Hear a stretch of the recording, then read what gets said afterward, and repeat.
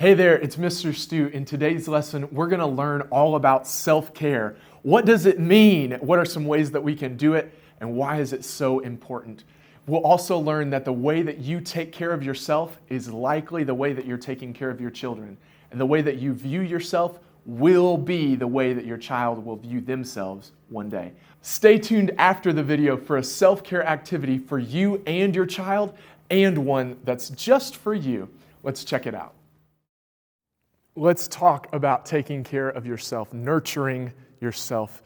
That term that is so used today, self-care, looking at yourself in the mirror, being okay with what you see and taking care of the things that you want to change. Not looking at yourself in the mirror and having these inappropriate expectations that you should be perfect or that you're some worthless human. Not having those types of expectations, but having appropriate expectations for both yourself as a person and as a parent, because they are not the same. Just because you are a parent doesn't mean that's all you are. Do you have appropriate expectations for what that looks like? And then consistency, not someone who is constantly picking ourselves apart with these inappropriate expectations and ending up with anxious attachment to ourselves, and not someone who is avoiding altogether looking at ourselves, but someone who is consistent, that we take the time to look at ourselves in the mirror, appreciate the things that are to be appreciated, and willing to work on the things that we want to change. There's 4 main reasons that I hear why people don't participate in self-care. The first is one that I hear most from these anxious, avoidant, and uninvolved parents, and it's, I don't deserve it.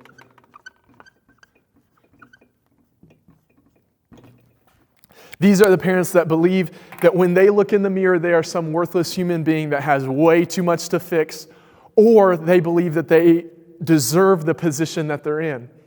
So no, I'm not going to take time to look at myself, because when I do look at myself, I don't like what I see. That's part of that appropriate expectations, and I'm just never going to do it. Because if I took the time to really look at myself in the mirror, I know there would just be too much.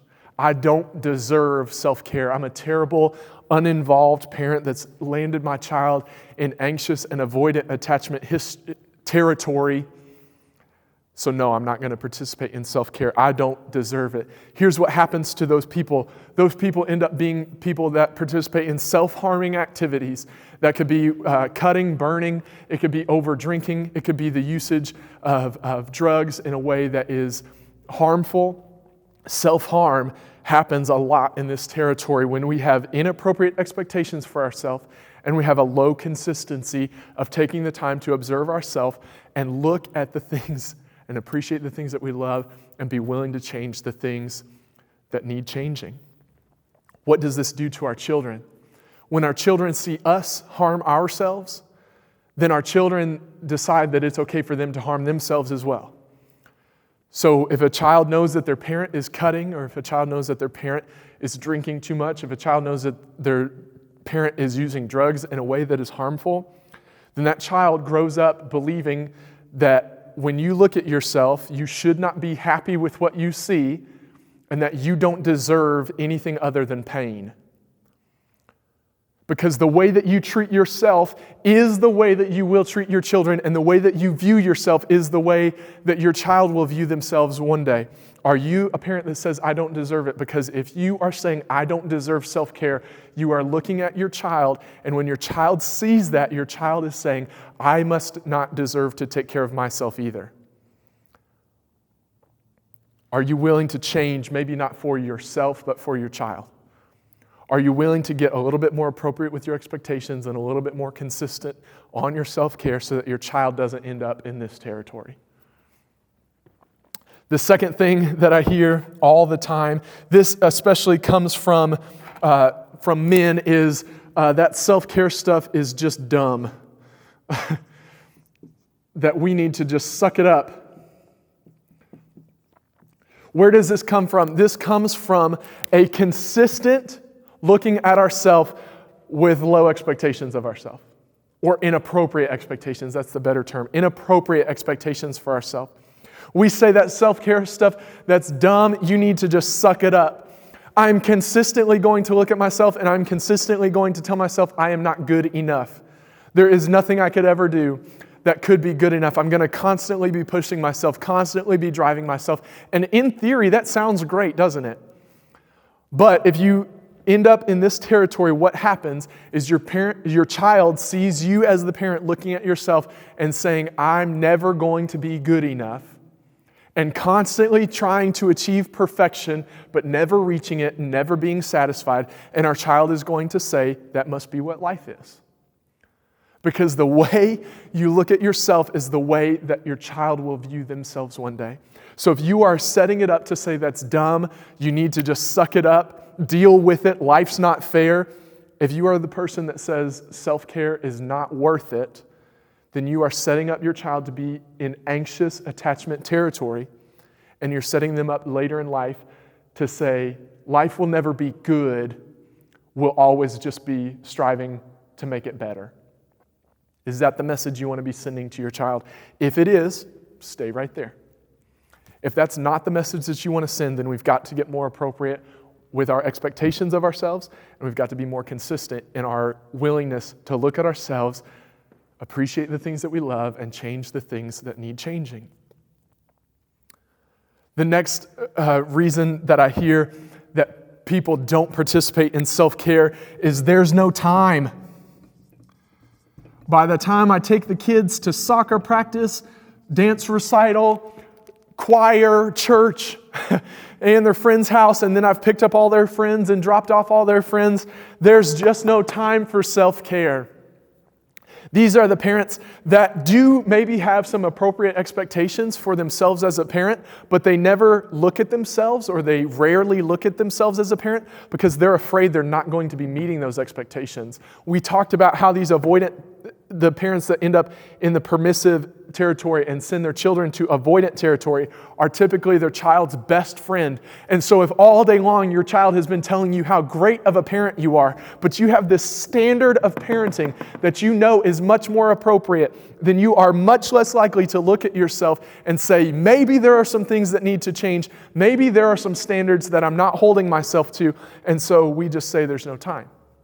Because if I really was consistent, if I really looked at myself as a parent, maybe I wouldn't be my child's best friend. Maybe I would hold myself to a standard that is higher than that of a teenager. And so we just say there's no time.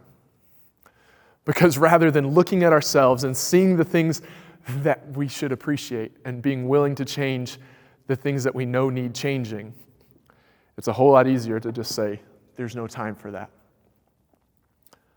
But here's what that does to children. What that does to children is it sets them up to say, when you grow up, you need to just stay busy. Stay busy, busy, busy, because the moment you stop and look at yourself, you're going to hate yourself. So these are the children that start to look around, and the only relationships they have are like roller coasters. They are always doing something. They're always busy. These are the children who believe that busyness equals love, that a relationship is not real unless there is so much busyness happening in it. They're the ones that leave, that divorce, because the marriage just got uninteresting. It's not busy enough. And so if you're saying there's no time for yourself as self-care, just understand the message that you are sending to your children, because the way that you look at yourself will be the way that your child looks at themselves one day.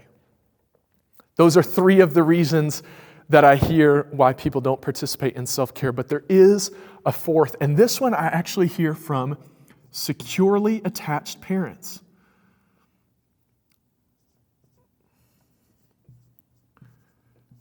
They say that self-care costs too much money. That there's no way that we could participate in self-care because I can't afford the cruise, I can't afford the spa trip, I can't afford a weekend away. What do you mean self-care? I can't afford going to those classes, I can't afford doing those things. We say that self-care costs too much money. I'm going to show you some ways to get around that. First, I want to talk just a moment real quick about anxious, avoidant, and anxious. Because in this territory, this is where it is likely that your child will end up in self-harming territory. Why?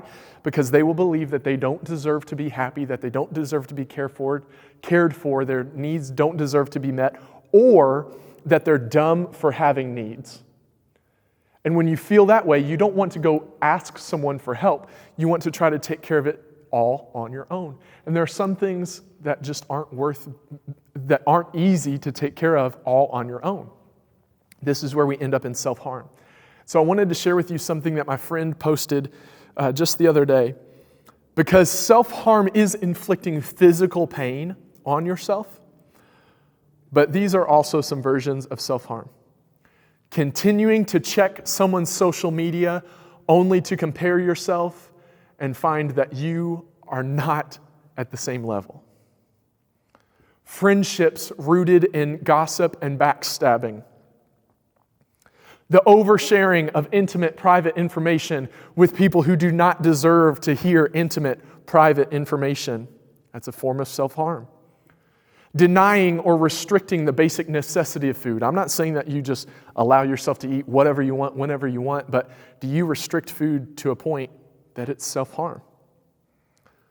Focusing your energy on trying to manipulate and change someone into who you believe they should be, including trying to manipulate your child into changing and becoming who you believe they should be.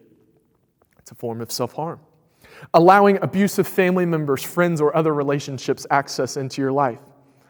Perfection or setting impossible expectations. Secret affairs. Lying. Remaining in places that cause you to do things that you vowed to give up long ago. Insistently looking for flaws every time you look in the mirror. Not saying no when you know you should. Is your child watching you self-harm? If so, it's much more likely that they're here to end up in this territory. How do we move over here? We start participating in the act of looking at ourselves in the mirror. Maybe not literally, maybe more metaphorically, but we examine ourselves. We see the things that we love, and we appreciate those things. And those things that need changing, we look at them and we come up with a plan to change them, not blaming ourselves, not trying to make ourselves feel terrible, but we come up with a plan that we know we're going to conquer that thing.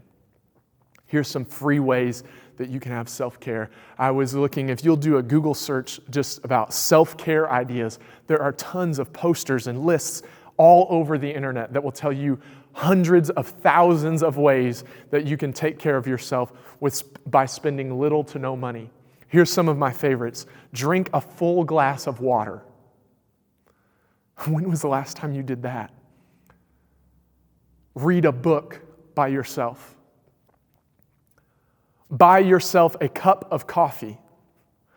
Let yourself purchase one thing at the grocery store that you've wanted for a long time. Maybe we need to even look at some more free type things. Go on a walk in nature. Hang out with a pet. Give someone you love a hug. Make a phone call to someone that you really miss. Write a handwritten note to someone who deserves it. Write a handwritten note to yourself. Journal 10 things that you're thankful for. Journal one thing that you're thankful for. All of those are free ways to have self-care. And if we will use those ways, then too much money is no longer an excuse. We can have appropriate expectations for ourselves as parents. We can know that it's okay to not be perfect, that anything that has been done to a child in our life, if we will work on being more appropriate and more consistent, we can undo any harm that maybe we've done. It's okay to not be perfect. We're not going to be perfect. Do we have appropriate expectations for ourselves? And are we consistent as we evaluate, as we look in the mirror and appreciate the things that we love about ourselves?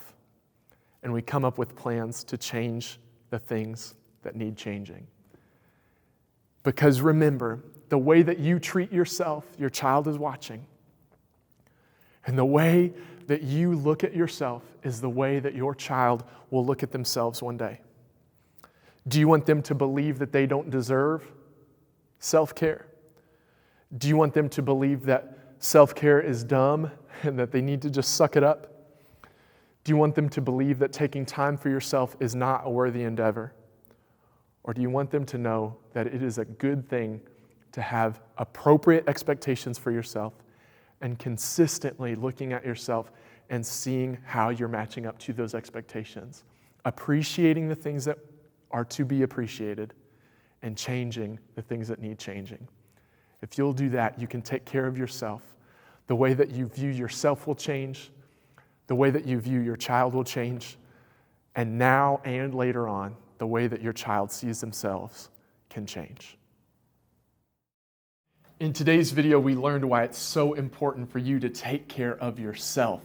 One thing that you can do with your child is to talk about self-care and let them pick a way that they want to take care of themselves each day. Even if it's just for 10 minutes, allow your child to have some time for their self-care as well. Now for you, if you Google self-care, there will be thousands of things that come up. My challenge to you is to pick one of those ways and allow yourself some time to take care of you. If you'll do that, then you'll start to view yourself differently. It will help you view your child differently, and it will help your child in the future view themselves in a more positive way. I hope this lesson was really helpful for you and your child. Until next time, spread the word and share the love.